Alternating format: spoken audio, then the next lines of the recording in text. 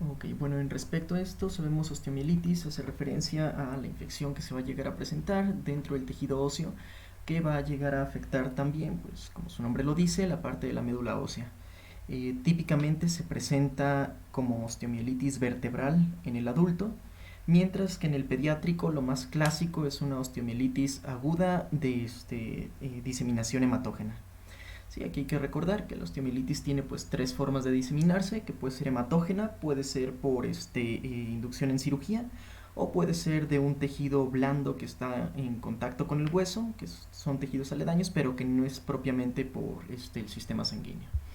¿No? Para esto pues hay varios score también de clasificación y pues varias guías que se han estado publicando en los últimos años. De aquí, pues por ejemplo, a nivel del 2019, por parte de la Clínica Michigan, salen las actualizaciones, sobre todo enfocadas a osteomielitis vertebral, decíamos la que se presenta más comúnmente en adultos, no incluyendo pues algunos factores que sí son comunes o tenemos que tomar en cuenta en nuestro contexto social. ¿No? Por ejemplo, aquí sí se menciona que tuberculosis, brucela pueden ser causas de osteomielitis, pero muy muy raro. Con nosotros sabemos que es todo lo contrario, ¿no? Somos una zona endémica de tuberculosis y al menos Jalisco pues también de brucela. Entonces estas dos pueden ser causas relativamente frecuentes de osteomielitis o por lo menos de afectaciones similares, ¿no? Ya sea abscesos paravertebrales, ya sea mal de poto. Clínicamente se habla de que el paciente tiene que tener al menos un factor de riesgo.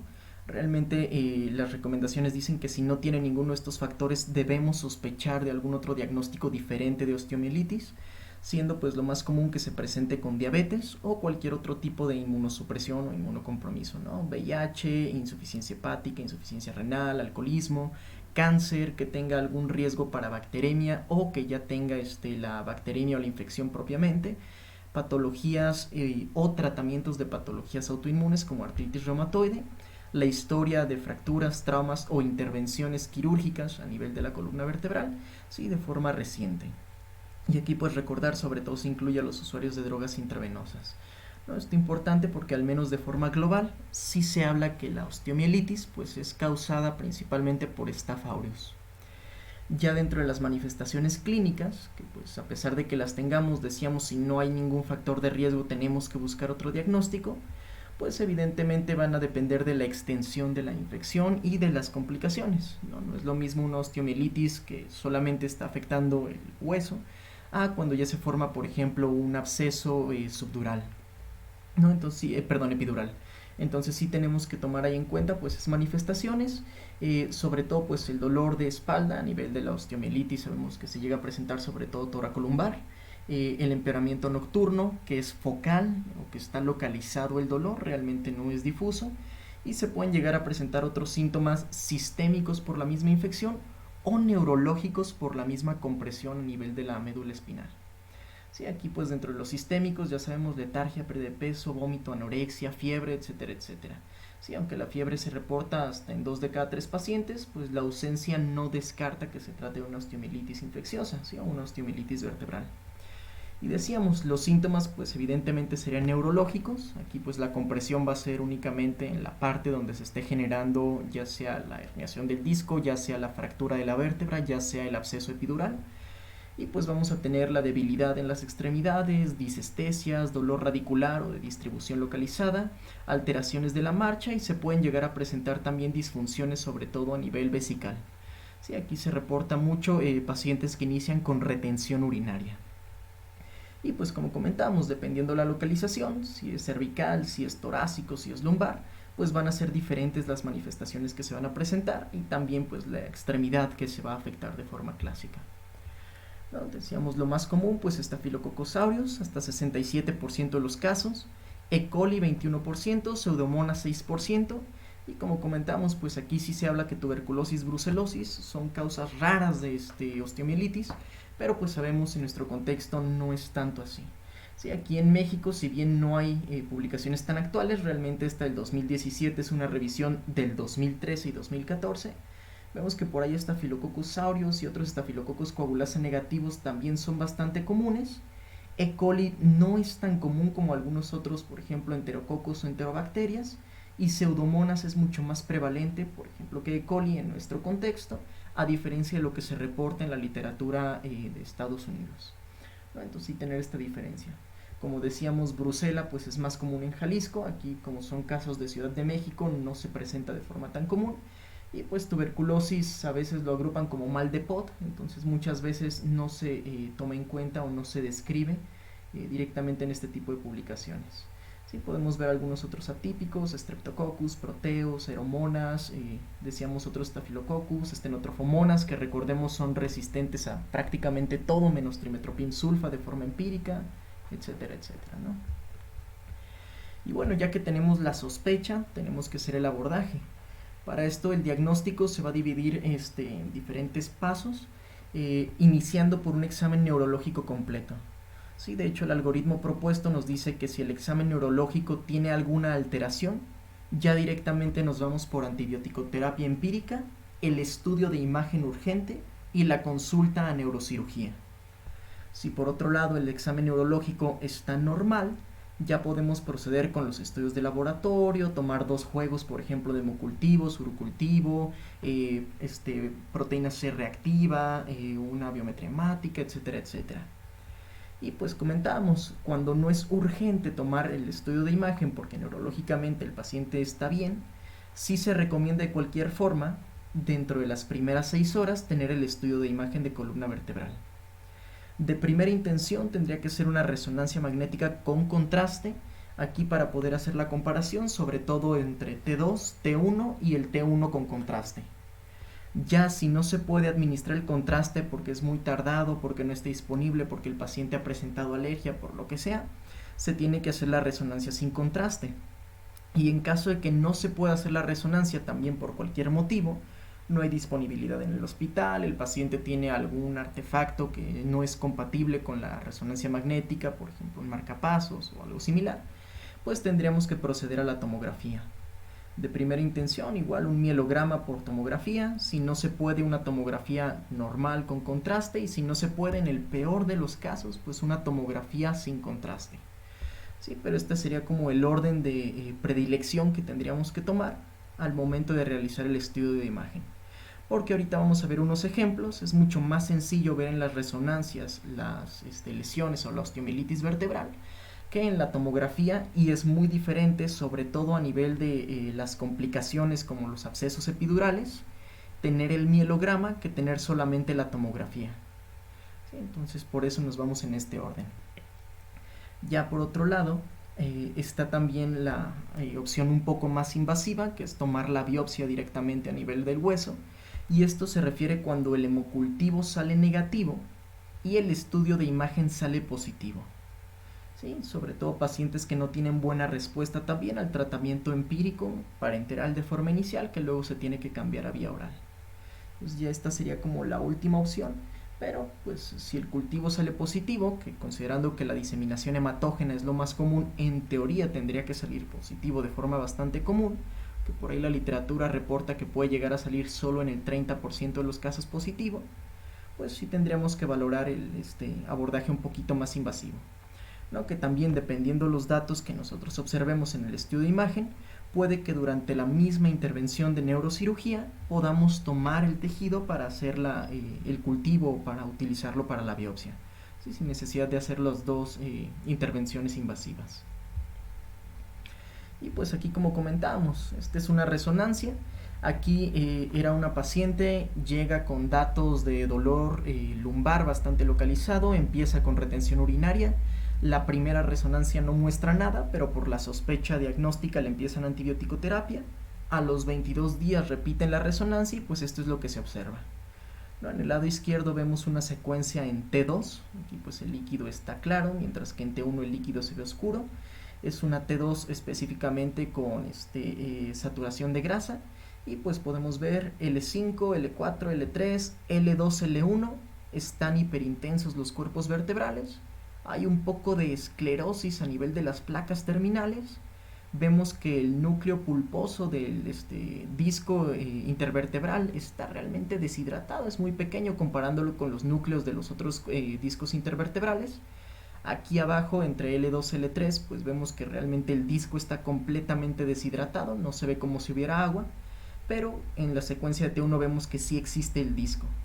Entonces, pues aquí el problema más bien sería este nivel, ¿no? L1, L2 y el disco intervertebral. En una secuencia T1 sin contraste, pues realmente es difícil verlo. Fuera de la mala calidad de la imagen, no vemos mucha diferencia o mucha lesión. Mientras que la misma secuencia T1, pero ahora con medio de contraste, pues vemos muy claramente la esclerosis a nivel de las placas terminales, igual de L1, L2. Vemos que se empieza a formar aparentemente un nódulo o quiste de Schmor, que estos son precisamente herniaciones del disco, pero en lugar de hacia el canal vertebral, hacia el canal medular, hacia el cuerpo vertebral, ¿sí? Entonces se ven así como si fueran burbujas dentro de las vértebras. Y pues vemos, decíamos, la esclerosis, vemos el disco y pues vemos la alteración precisamente, a pesar de la falta de contraste aquí en el T2, de la intensidad que se presenta en el cuerpo vertebral, ¿no? Aquí en el T1 sin contraste igual se ve una hipointensidad en los dos cuerpos vertebrales afectados y aquí pues podemos ver más localizada la lesión. Entonces claramente podemos hacer el diagnóstico con una resonancia contrastada de una osteomielitis vertebral. Por otro lado, si nos vamos a la tomografía, ya sea con mielografía, que es lo que vemos a la izquierda, un mielograma por TAC, o una tomografía nada más con contraste, pues es más complicado ver la lesión, ¿no? Aquí podemos ver un poquito de la pérdida de continuidad a nivel del canal medular. Si se fijan, se ve más claro hacia abajo, se ve la médula espinal aquí al centro. Esta pérdida de continuidad pues nos habla de que ya hay un absceso epidural, que es el que está presionando aquí a partir del cuerpo vertebral. Sí, igual vemos destrucción significativa de los cuerpos vertebrales, vemos aquí la formación de unos crecimientos óseos también a nivel de los cuerpos vertebrales y pues la misma destrucción, ¿no?, que decíamos. Acá ya se ve mucho más claramente al momento de aplicar el contraste dentro del cuerpo vertebral, pero pues nos damos cuenta que no se observa la afectación a nivel del canal medular, ¿no? Entonces esto pues es una indicación también de abordaje quirúrgico para el drenaje del absceso. Y con una tomografía, aunque sea contrastada, pues no podemos darnos cuenta de ello, ¿no? Por eso se prefiere el mielograma por TAC antes que la tomografía contrastada. Y ya, si fuera la tomografía sin contraste, pues ni siquiera veríamos aquí la esclerosis a nivel de los cuerpos vertebrales, ¿no? Sería más complicado todavía ver la lesión. Pero bueno, es por eso que nosotros tenemos esa prioridad en cuestión de los estudios de imagen. Ya si nos vamos un poquito al algoritmo que incluye el tratamiento, pues decíamos, tenemos el paciente que empieza con el dolor lumbar, por ejemplo, tiene los datos clínicos sugestivos, que son los que comentábamos en la tabla previa, ya sea los datos neurológicos focales, ya sea los datos directamente sistémicos, ya sea los datos de dolor local, etcétera, ¿no? Sospechamos ya sea de la pura osteomielitis vertebral o decíamos de un absceso epidural que se puede llegar a presentar. El paciente tiene los factores de riesgo, entonces lo abordamos como si fuera una osteomielitis vertebral. Decíamos, hacemos un examen neurológico. Está anormal, inmediatamente el estudio de imagen de forma urgente, la valoración por neurocirugía y empezar antibiótico-terapia empírica. Está normal el estudio neurológico, pues procedemos al abordaje ya un poquito más tardado de exámenes de laboratorio, ¿no? Una biometría hemática, una proteína C reactiva, los 2 hemocultivos, un urocultivo, etcétera, etcétera. Ya salió normal la valoración neurológica. Decíamos en las primeras 6 horas tratar de tener el estudio de imagen. Hay un absceso epidural, igual. Ya tenemos el estudio de imagen, entonces consultar a neurocirugía y empezar antibiótico-terapia empírica. La imagen revela pues sí una discitis, una osteomielitis vertebral, pero sin absceso a nivel del el canal espinal. Bueno, podemos dar un poco más de calma, guiar una biopsia en las primeras 24 horas. Si el paciente está hemodinámicamente inestable, lo tratamos como si fuera sepsis y empezamos antibiótico-terapia. Si está hemodinámicamente estable, podemos esperar 48 hasta 72 horas para tomar la biopsia y aplicar la antibiótico-terapia. Y si es necesario, pues podemos considerar involucrar neurocirugía. Valoramos lo neurológico cada 4 horas de nuestro paciente. Cualquier alteración neurológica focal que desarrolle, nos regresamos a este paso. Sigue normal, salen nuestros hemocultivos, están negativos. Bueno, empezamos antibiótico-terapia empírica después de la biopsia, ¿no? Aquí ya sería como el cuarto paso que decíamos después del estudio de imagen positivo con cultivo negativo.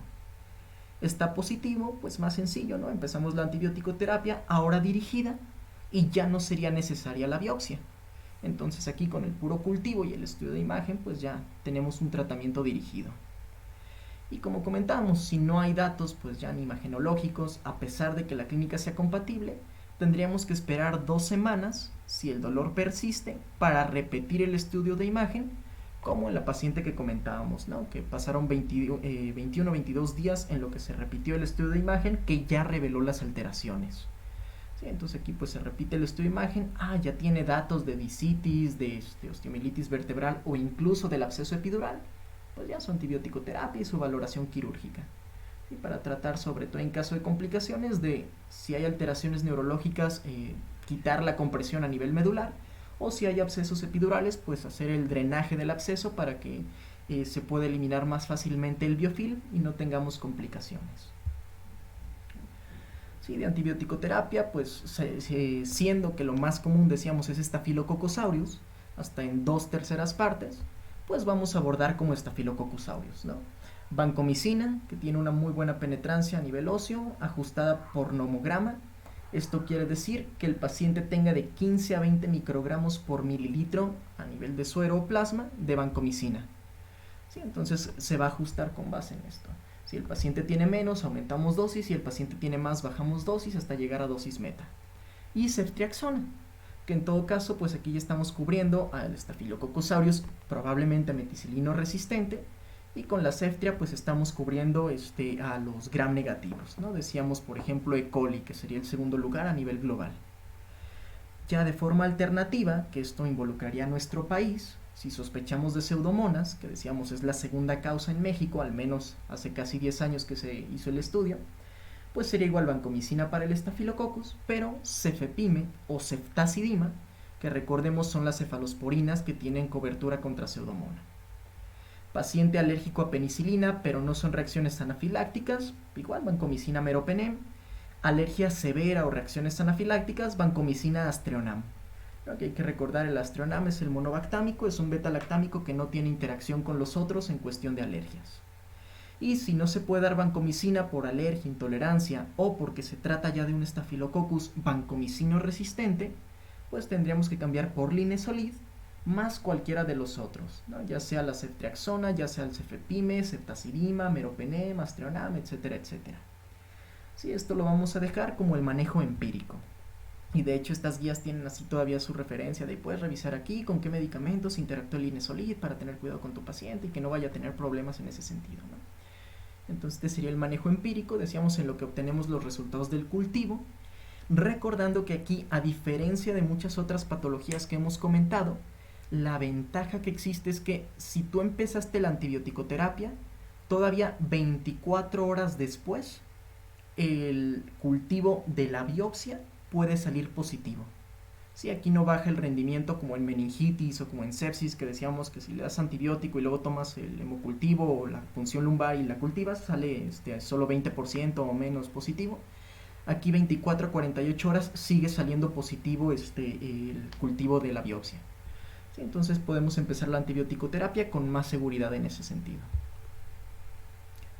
¿Cuánto tiempo? Aquí también fue bastante debatido. De hecho, en 2019 se publica esta revisión sistemática con metaanálisis y lo que concluyen es, dentro de los factores que provocan una falla terapéutica con cursos cortos de antibiótico-terapia, estarían precisamente que el paciente tenga osteomielitis vertebral, mientras que las causas de que se pueda mantener o se pueda utilizar un curso corto sería que sea una osteomielitis aguda en niños, decíamos aquí casi siempre van a ser de diseminación hematógena, o en algunas osteomielitis no vertebrales, siendo que además se observó que dentro de las vertebrales, cuando estaba causada por Staphylococcus aureus, pues era todavía más riesgo de falla al tratamiento, ¿no? Entonces osteomielitis vertebral y sobre todo si es por Staph aureus, vamos a preferir un curso largo de tratamiento. Si es en pediátricos, no es vertebral o es vertebral y no es Staphylococcus aureus, podemos considerar un tratamiento acortado, ¿sí? Que serían como los resultados que obtuvieron ellos. Y bueno, ¿qué es un tratamiento acortado o largo? Ellos dicen, tienes tu etiología y tienes tu foco. No, pues primero identificarlo, ¿no? Sí, ok, es una osteomielitis aguda, sí. Es vertebral y tiene factores de riesgo. Decíamos, por ejemplo, que si está Staphylococcus aureus, que sea diabético, tenga cáncer, VIH, un absceso epidural, etcétera, etcétera. Sí, ok, 6 semanas del tratamiento.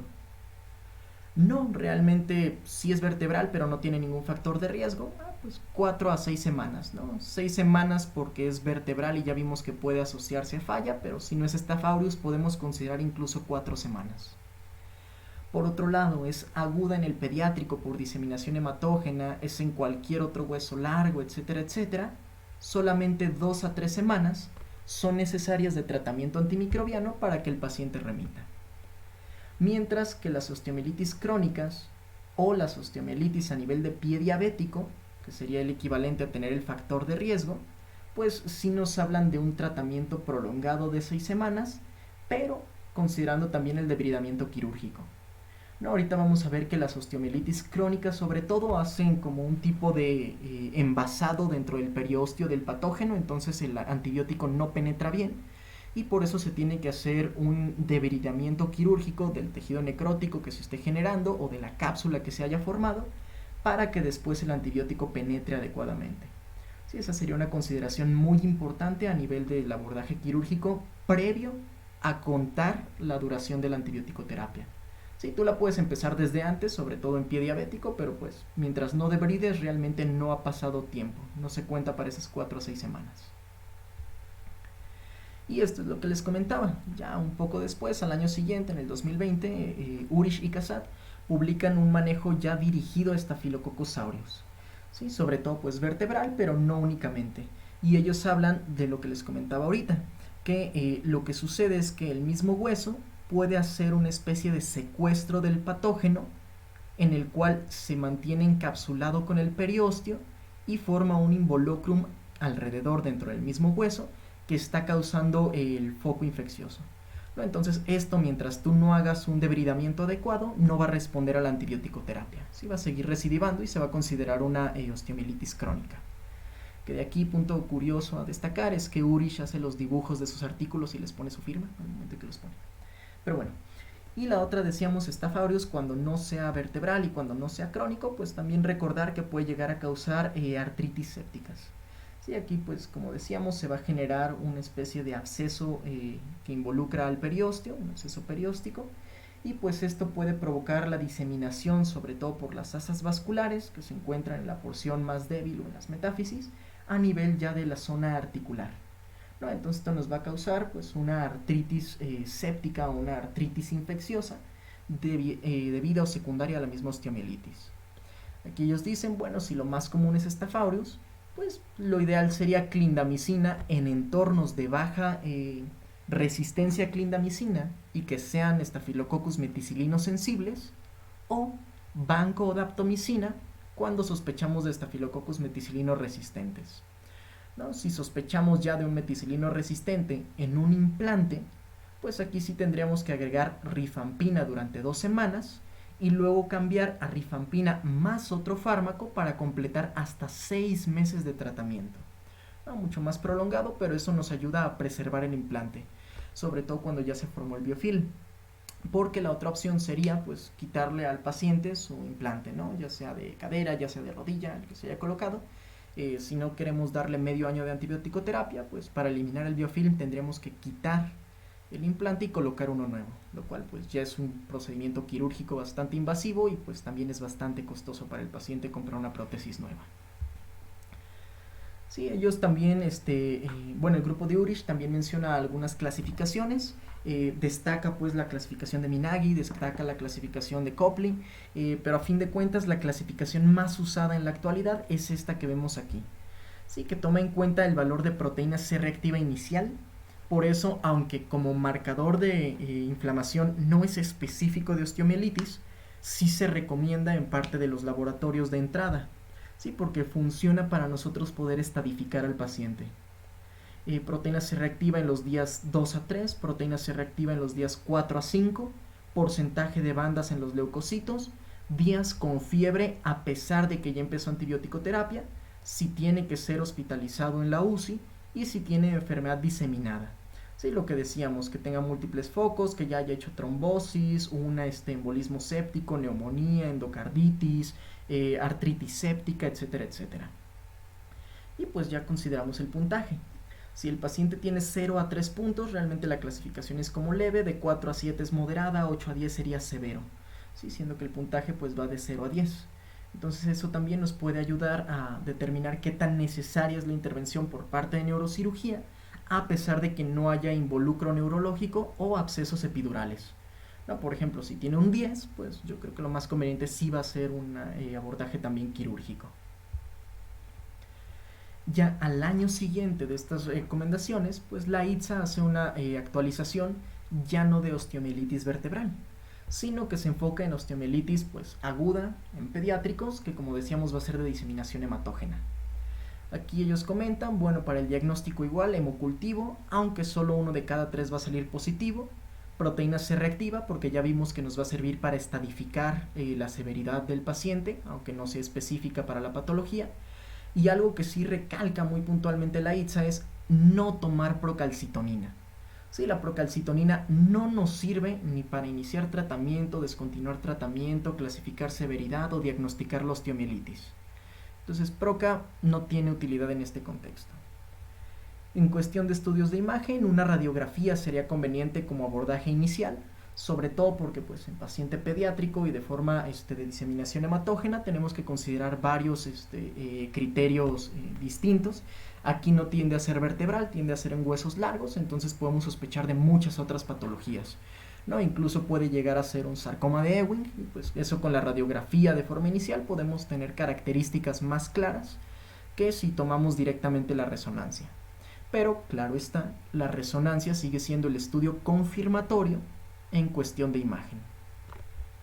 Y decíamos, se instaura el tratamiento, como habíamos comentado, puede ser 24 a 48 horas previo al procedimiento invasivo, porque aunque tengamos ya 30 horas con antibiótico terapia, pues la biopsia de hueso seguiría dando positiva al momento de cultivo.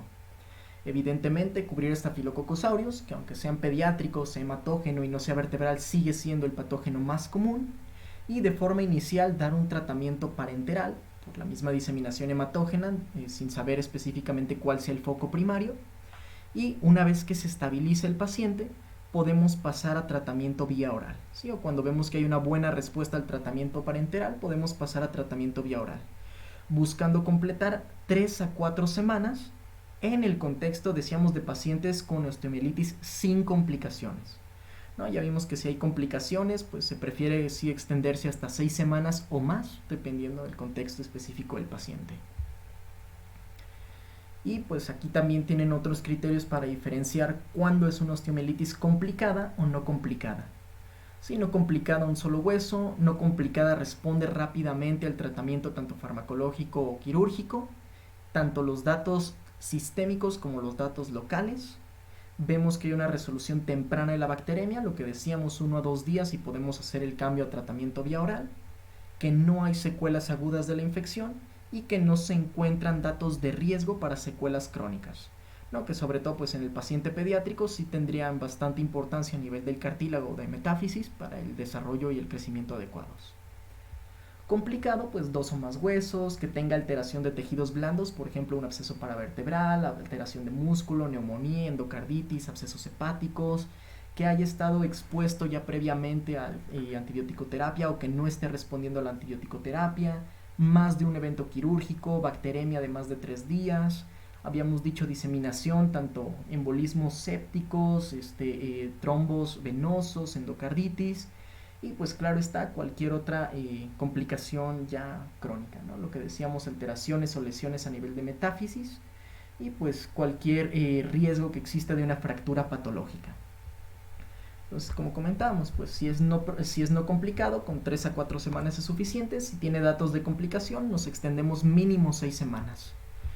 Y pues de igual forma, aquí se rescata lo que comentaba el artículo de Urich, en el cual nos decía, dependiendo de la sensibilidad a clindamicina y de la incidencia de staph meticilino resistente, decidimos el tratamiento. ¿No? ¿Es staph meticilino sensible, cefazolina u oxacilina? Cualquiera de las dos opciones es buena opción. ¿Es staph meticilino resistente, pero sensible a clinda? pues damos clinda. Staph meticilino resistente y resistente también a clindamicina, pues ahí sí tendríamos que valorar vancomicina, daptomicina, ceftarolina, ceftobiprol, ceftazidima, cefepime, linezolid, o cuando el paciente está relativamente estable y sin datos sistémicos, vancomicina, cefazolina. Sí, que aquí oxacilina no sería buena opción considerando que se está hablando de Staphylococcus meticilino resistente, pero pues puede ser parte del compuesto de antibióticos, ¿no? Del cóctel de antibióticos que se esté administrando. Y pues también ya una vez que se tienen los datos o los resultados del cultivo, tenemos que hacer la terapia dirigida, ¿no? Como decíamos, de forma inicial parenteral, posteriormente la conversión a terapia vía oral. Y pues comentábamos también, si no está complicado, 3 a 4 semanas. Si está complicado, pues además del evento quirúrgico, valorar emplearnos hasta 6 semanas. Y comentábamos, meticilino susceptible, pues cefazolina o la misma meticilina.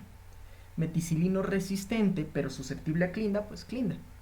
Meticilino resistente y resistente a clinda, pues banco. Resistente a banco, linezolid. Sí, que serían ya como los tratamientos más prolongados. Siendo también importante recalcar que con el linezolid en pediátricos no hay todavía como un acuerdo de cuánto tiene que durar el tratamiento. ¿Sí? Entonces sigue siendo como un punto bastante discutible. Y ya para terminar con la parte de osteomielitis, pues este año 2022 se hace una actualización ya no de osteomielitis hematógena en pediátricos, sino nuevamente osteomielitis vertebral, pero ahora específicamente de cultivo negativo. Sí, el artículo comienza diciendo, sabemos que hay poca evidencia, pero pues dentro de lo que se sabe, los pacientes que tienen resultados del cultivo negativo antes de cualquier evento quirúrgico, pues pueden tener tanto durante el evento quirúrgico, la descompresión espinal o el absceso del drenaje, para tomar el cultivo. Siendo también que cualquier manipulación espinal puede llegar a agravar el déficit neurológico focal, o puede llegar también a causar alteraciones, sobre todo si se llega a perforar o a drenar el absceso de forma no adecuada. ¿Sí? Entonces, si se hace bien, pues el drenaje del absceso va a disminuir el dolor, la descompresión espinal va a disminuir el déficit neurológico, si se hace mal, se van a agravar las dos situaciones. Y como comentamos, aquí hacen pues el descubrimiento o el reporte de que la instrumentación espinal temprana realmente puede tener ventajas, sobre todo en el contexto de pacientes con abscesos del psoas, que serían pacientes de osteomielitis vertebral cultivo negativo de alto riesgo de complicaciones o de desenlaces a largo plazo negativos, o también cuando hay inestabilidad mecánica. Sí, aquí nos dice, ok, yo tengo la sospecha de la osteomielitis vertebral con cultivo negativo, pero sé que es piógena. Hago el primer cultivo. Sale positivo, pues lo trato con ese cultivo. Sale negativo, ya dijimos, antibiótico-terapia empírica cubriendo con vancomicina estafilococos y con ceftriaxona, o en nuestro contexto sería mejor cefepime o ceftazidima, gram negativos, en este caso pues hablamos de pseudomonas. Sale positivo el segundo cultivo, ok, dirigimos el tratamiento. Pero ¿qué tal si sale negativo también el segundo cultivo que nosotros tomemos? Ok, seguimos con la antibiótico-terapia empírica. Y aquí sabemos lo más común es que sean gram positivos. Vamos a empezar la cefalosporina de primera generación, de tercera generación, antibióticos para resistencia a meticilina, llegar al punto de utilizar vancomicina con la cefalosporina o el carbapenémico de última generación en el caso de la cefalosporina, y ya tratar de cubrir organismos raros. ¿No? Aquí es donde ellos mencionan anaerobios, mencionan tuberculosis, mencionan brucela, mencionan hongos inclusive. Parece más bien que es de causa de un organismo gram negativo. ¿No? El paciente tuvo una peritonitis, tuvo una pielonefritis, tuvo una infección de tracto urinario, tuvo cualquier cosa que me hace sospechar que más bien viene de tracto gastrointestinal o genitourinario, el foco primario. Pues nos vamos a cubrir gram negativos, una cefalosporina de tercera generación. Si no responde, cubrimos Staphylococcus aureus, cefalosporina de primera generación, y posteriormente tendríamos que escalar a la de cuarta generación o el carbapenémico para llegar al mismo punto de la vancomicina con el carbapenémico. ¿Sí? Entonces aquí sí van proponiendo como ir escalando la antibiótico-terapia de forma dirigida, pero siendo todavía antibiótico-terapia empírica, más que nada por la sospecha clínica según los antecedentes de nuestro paciente. Pero algo bastante particular, que es lo que les comentaba, es que ellos vieron que si el cultivo es negativo, pero sospechamos de la osteomielitis vertebral piógena, se puede hacer la instrumentación espinal temprana y aunque el cultivo salga negativo todavía, con la instrumentación temprana puede disminuir las complicaciones. Habíamos comentado si hay abscesos a nivel del psoas y reducimos el riesgo a un punto comparable a el tratamiento no operativo o no instrumentado. ¿Sí? Entonces, una instrumentación temprana no es riesgosa, nos ayuda a tomar un cultivo durante la intervención y puede ser incluso benéfica cuando ya hay complicaciones como el absceso. Si el cultivo durante la operación sale positivo, pues simple y sencillamente ya la manejamos como si fuera cultivo positivo, nos vamos por los antibióticos a los que sea susceptible el patógeno y listo. Sí, siendo pues uno de los puntos que ellos tratan de recalcar o de rescatar en su publicación. Que si bien pues es una publicación en la COR como artículo original, pues sí lo proponen ellos como una guía de manejo para este contexto de osteomielitis vertebral piógena cultivo negativo. Sí, sobre todo nativa en el contexto de que no se ha hecho instrumentación previa, no hay implantes, no hay prótesis ni nada por el estilo que se puedan generar los biofilms ahí.